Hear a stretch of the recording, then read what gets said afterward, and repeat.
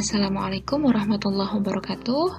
Kita ketemu lagi di video kali ini. Kita akan membahas mengenai sistem reproduksi khususnya pada topik siklus menstruasi.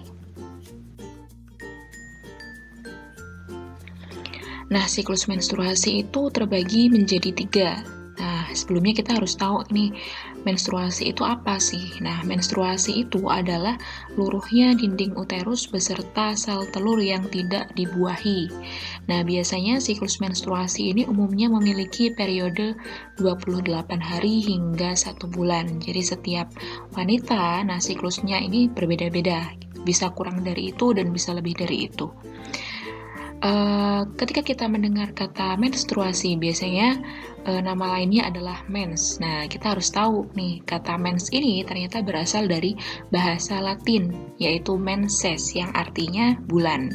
Karena menstruasi ini terjadinya secara periodik, sekitar 28 hari hingga 1 bulan. Oleh karena itu, kenapa kok dia disebut-sebut sebagai mens, gitu ya. Nah, siklus menstruasi ini ada 3 tahapan atau 3 fase. Yang pertama adalah fase proliferasi, yang kedua adalah fase sekresi, dan yang ketiga adalah fase menstruasi. Oke, selanjutnya kita akan membahas mengenai siklus menstruasi. Nah, di sini sudah saya tampilkan sebuah bagan mengenai siklus menstruasi yang akan kita pelajari nanti secara lebih detail. Sebelumnya harus kita ingat atau kita pahami beberapa istilah yang nantinya akan sering kita jumpai pada pembahasan siklus menstruasi ini. Yang pertama adalah follicle stimulating hormone atau FSH. Nah, hormon FSH ini berfungsi untuk memicu perkembangan folikel. Nah, folikel sendiri itu apa? Nah, mungkin ada beberapa dari kalian yang belum mengerti ya. Nah, folikel ini adalah suatu kantung berisi cairan yang membungkus si oosit ini. Jadi kalau kalian bisa lihat, di sini ada lingkaran besar berwarna coklat muda. Nah, inilah yang disebut folikel. Kemudian di tengah-tengahnya ada lingkaran kecil. Nah, lingkaran kecil ini adalah oositnya atau sel telurnya.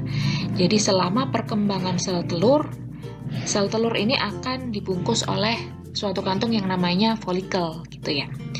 Selanjutnya ada luteinizing hormone atau hormon LH. Hormon LH ini berfungsi dalam memicu terjadinya ovulasi. Nah, di video sebelumnya sudah dibahas ovulasi itu adalah keluarnya oosit sekunder dari ovarium.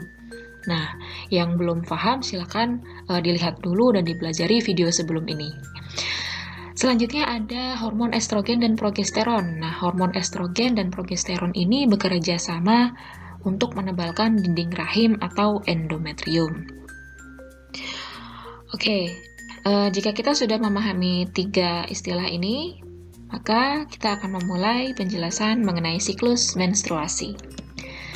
Siklus menstruasi ini terbagi menjadi 3 fase, yaitu fase proliferasi atau folikuler, yang kedua fase sekretori atau luteal, dan yang terakhir adalah fase menstruasi.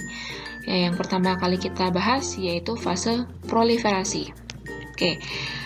Fase proliferasi dimulai dengan adanya hipotalamus ya. Jadi hipotalamus ini adalah bagian dari otak.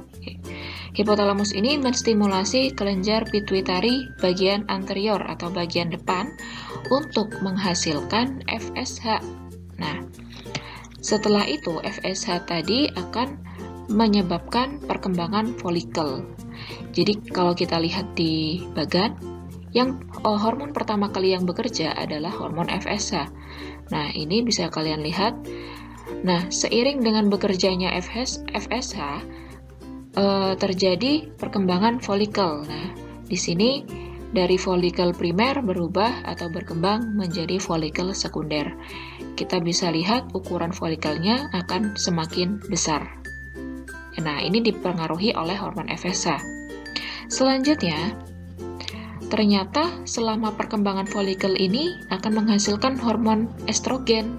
Nah, kita lihat di sini.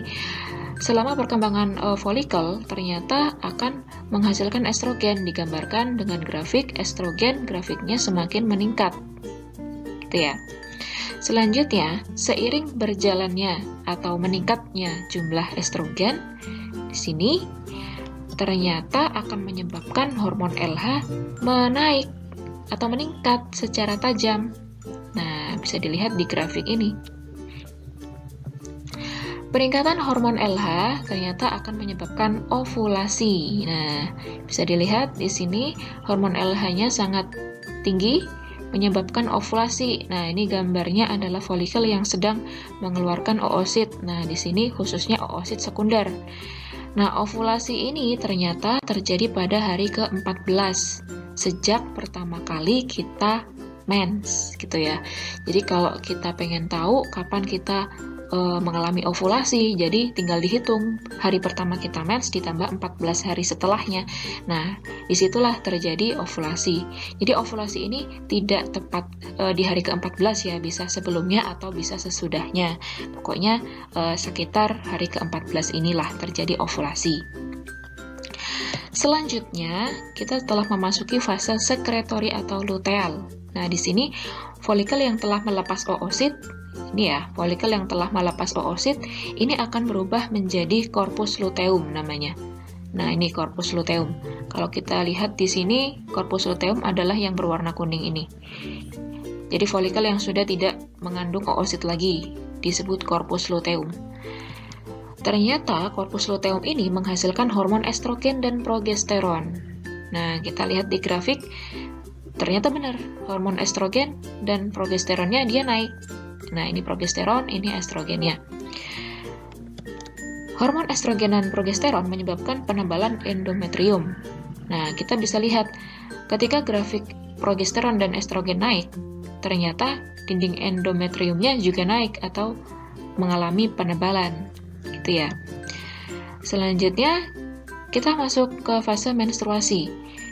Nah, ketika oosit sekunder tadi dibuahi oleh sperma, maka penebalan endometrium ini nanti akan semakin tebal gitu ya. Karena nanti dibutuhkan untuk implantasi si zigotnya gitu, untuk perkembangan embrionya. Jadi butuh endometrium yang tebal. Akan tetapi ketika oosit sekunder ini tidak dibuahi oleh sperma, maka yang terjadi adalah corpus luteum akan hancur. Jadi bentuk corpus luteum akan berubah seperti ini, gitu ya. Kalau dilihat di bagan, corpus luteumnya akan berubah menjadi struktur kecil seperti ini, yaitu corpus albicans namanya. Nah, ketika corpus luteum hancur, otomatis estrogen dan progesteronnya akan menurun drastis. Nah, kita bisa dilihat di sini grafik progesteron dan estrogen menurun drastis gitu ya, karena corpus luteumnya hancur. Selanjutnya, karena estrogen dan progesteronnya menurun drastis, menyebabkan dinding rahimnya luruh. Nah, gini ya, dinding rahimnya luruh sehingga mengalami menstruasi atau keluarnya darah, gitu ya. Nah, secara keseluruhan siklus menstruasi seperti itu prosesnya. Cukup kompleks, jadi kalian harus memahami berulang-ulang supaya kalian bisa paham dan melekat pada otak kalian bagaimana gambaran siklus menstruasi itu. Nah, mungkin itu saja penjelasan mengenai siklus menstruasi. Semoga bermanfaat dan mudah dipahami. Terima kasih atas perhatiannya. Jika ada pertanyaan, silakan tinggalkan pertanyaan di kolom komentar. Assalamualaikum warahmatullahi wabarakatuh.